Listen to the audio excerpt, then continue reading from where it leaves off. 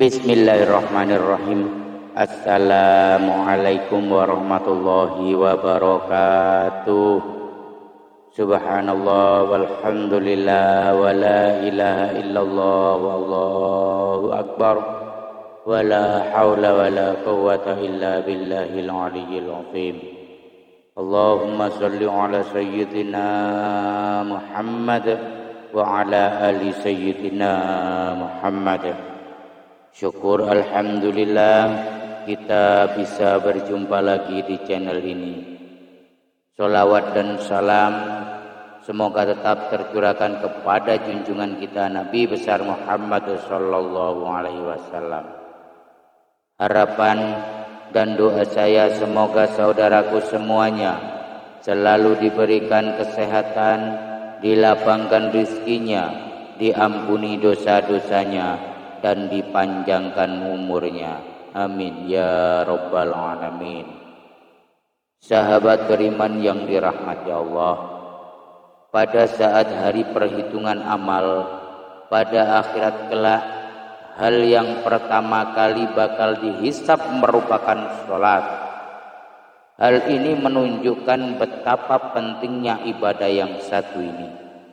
Dalam suatu hadis Rasulullah sallallahu alaihi wasallam bersabda, sesungguhnya pertama kali dihisab, ditanya dan dimintai pertanggungjawaban dari segenap amalan seseorang hamba di hari kiamat kelak merupakan sholatnya. Bila sholatnya baik maka beruntunglah ia, dan bila mana sholatnya rusak sungguh kerugian menimpanya. Hadis riwayat Tirmizi. Untuk itu sangat penting bagi kita untuk rutin mendirikan sholat.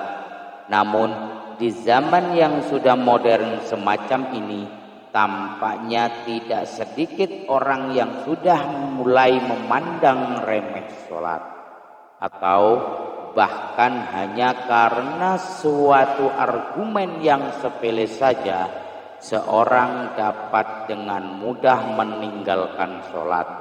Bahkan kini tidak sedikit orang yang menganggap bahwa sholat itu hanya sebagai rutinitas ibadah semata. Ada juga seseorang yang melaksanakan sholat karena terpaksa dan lain sebagainya. Hal-hal semacam inilah penyebab seseorang yang rajin sholat namun masuk neraka. Karena dalam melaksanakan ibadah tersebut mereka tidak dengan tutorial ikhlas mengerjakannya. Sahabat beriman yang dirahmati Allah, berikut ini ada beberapa golongan orang yang rajin sholat namun masuk neraka. Yang pertama, sholat namun suka berdusta. Berdusta merupakan salah satu dosa besar dan diancam siksa yang pedih di akhirat kelak. Di zaman semacam ini kebohongan tampaknya sudah menjadi suatu kebiasaan di kalangan masyarakat. Padahal sekecil apapun suatu kebohongan akan tetap dianggap sebagai dosa besar, meskipun ada seseorang yang rajin sholat dan beribadah, namun jika lisannya suka berbohong, maka sholat dan ibadahnya akan sia-sia semata. Karena kebohongannya itu akan menghapus amal-amalnya, dan jika ia mati dalam keadaan tidak bertaubat kepada Allah, maka dia akan dimasukkan ke dalam neraka. Allah subhanahu wa ta'ala berfirman, sesungguhnya yang mengada-ngada kebohongan hanyalah orang-orang yang tidak beriman kepada ayat-ayat Allah, dan mereka itulah orang-orang pendusta. Quran surat An-Nahl ayat 105. Berbohong menunjukkan salah satu ciri dari golongan orang-orang munafik. Untuk itulah mengapa kita sebagai umat Islam wajib menjauhi yang namanya tindakan dusta. Karena itu dapat menyelesaikan kita baik di dunia dan di akhirat. Yang kedua, sholat namun minum minuman keras. Hal ini tidak jarang kita jumpai di kalangan masyarakat. Tidak sedikit sekali orang yang mengerjakan sholat namun suka meminum minuman keras. Inilah akibatnya jika menganggap sholat hanya sebagai suatu rutinitas semata. Sehingga dalam melaksanakannya tidak dibarengi dengan hati yang ikhlas. Minum minuman keras merupakan segala jenis minuman yang memabukkan, dan minuman semacam ini sangat dilarang oleh agama Islam. Tidak sedikit orang yang sholat belum tentu dapat terhindar dari minuman keras atau khamar. Rasulullah Shallallahu Alaihi Wasallam sendiri berkata bahwa setiap minuman keras itu merupakan induk dari segala macam kejahatan. Bahkan Rasulullah Shallallahu Alaihi Wasallam juga melarang setiap muslim untuk mendekati khamar, apalagi meminumnya bagi sedikit atau tidak sedikit. Khamar merupakan barang haram yang tidak boleh diminum oleh orang yang beragama Islam. Rasulullah Shallallahu Alaihi Wasallam juga melaknat orang-orang yang berhubungan dengan minuman keras atau khamar. Untuk itu, sebagai umat Islam wajib hukumnya untuk menghindari khamar dan menjauhinya, dan segeralah bertobat yang pernah meminumnya. Karena meskipun sholatnya rajin, tapi jika suka meminum khamar, maka neraka akan menjadi tempat kembalinya. Rasulullah Shallallahu Alaihi Wasallam bersabda, barang siapa minum khamar, tentu Allah memberi minum kepadanya dari air panas neraka jahanam. Hadis riwayat Al-Bazzar. Ketiga, sholat namun percaya dukun. Orang yang sholat namun ia percaya dengan dukun atau tukang ramal merupakan salah satu orang yang dapat dikatakan sholat namun ia masuk neraka. Seperti yang kita ketahui, dukun merupakan orang yang mengaku bahwa dia mengetahui perkara-perkara gaib dan tersembunyi.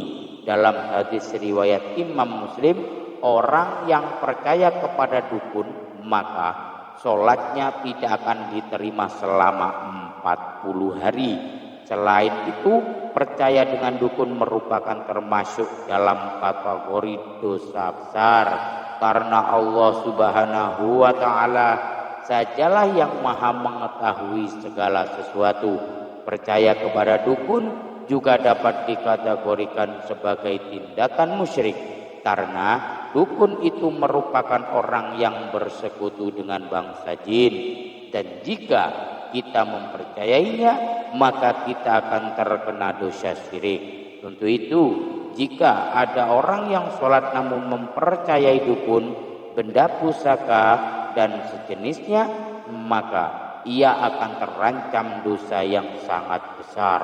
Rasulullah Shallallahu Alaihi Wasallam bersabda, barang siapa yang mendatangi tukang ramal atau dukun, kemudian ia membenarkan apa yang dikatakannya itu, maka sesungguhnya ia sudah ingkar kepada apa yang sudah diturunkan kepada Nabi Muhammad Shallallahu Alaihi Wasallam.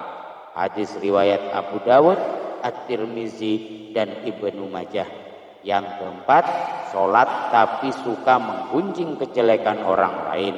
Allah Subhanahu wa Ta'ala berfirman, apakah yang memasukkan Anda ke dalam neraka?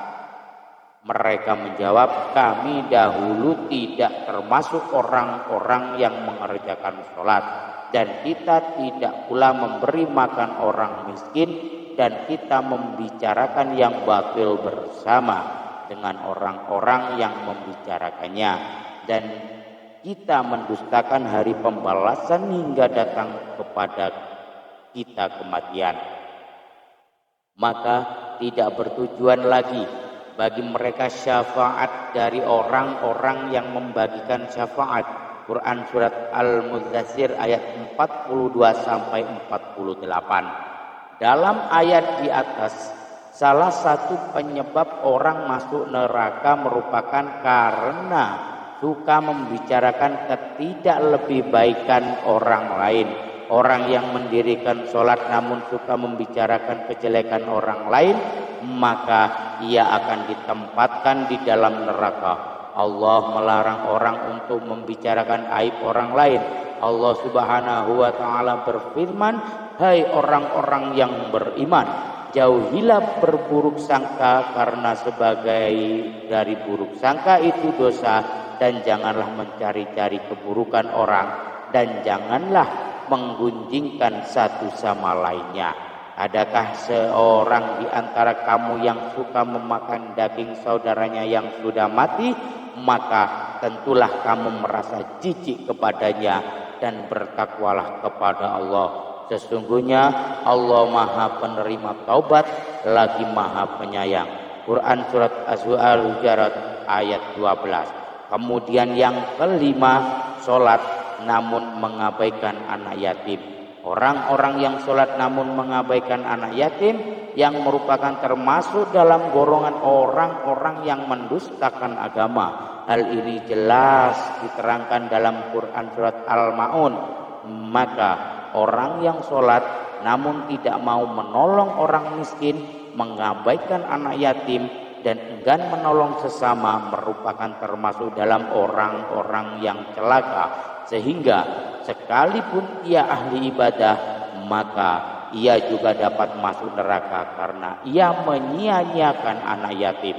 Sahabat beriman yang dirahmati Allah, hikmah yang bisa kita ambil dari penjelasan tersebut adalah siapapun orangnya yang sholat tetapi masih melakukan hal-hal di atas, niscaya dia akan masuk neraka. Apalagi orang yang enggan atau tidak mau mengerjakan sholat. Mudah-mudahan kita oleh Allah Subhanahu wa ta'ala ditakdirkan sebagai orang-orang yang selalu mendirikan sholat. Jangan pernah tinggalkan perintah Allah Subhanahu wa ta'ala. Mari semuanya kita bertaubat. Wallahu a'lam bishawab. Demikian yang bisa saya bagikan. Semoga bermanfaat untuk kita semua. Amin ya rabbal alamin. Sekian, wassalamualaikum warahmatullahi wabarakatuh.